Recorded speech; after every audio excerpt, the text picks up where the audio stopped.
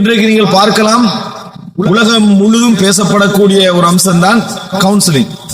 இது வந்து என்ன செய்யறாங்க, எல்லா இடங்களையும் கவுன்சிலிங் கவுன்சிலிங் பேசுறதை நீங்க என்ன செய்யலாம், பார்க்கலாம். இது வந்து யாருக்கு தேவை தெரியுமா?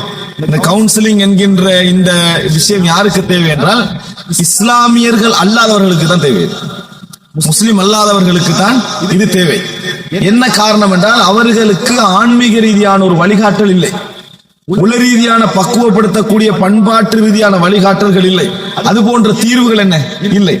ஆனால் இது வந்து மேற்கத்திய உலகம் கண்டுபிடித்த ஒரு சில தொகுப்புகள், வழிமுறை, மன ஆறுதலுக்கான தொகுப்புகள். எதற்காக என்று சொன்னால், ஸ்ட்ரெஸ் எப்ப பார்த்தாலும் உலக வாழ்க்கைக்காகவே தனது வாழ்க்கையோட எல்லா விதமான செயல்பாடுகளையும் கொடுத்து உலகமே என்று இருந்தவர்களுக்கு எப்படி மன ஆறுதலை கண்டுகொள்வது என்று அவர்கள்ட்ட மதம் சரியான தீர்வு கொடுக்கக்கூடிய ஒரு மதம் மார்க்கம் அங்க இல்லை.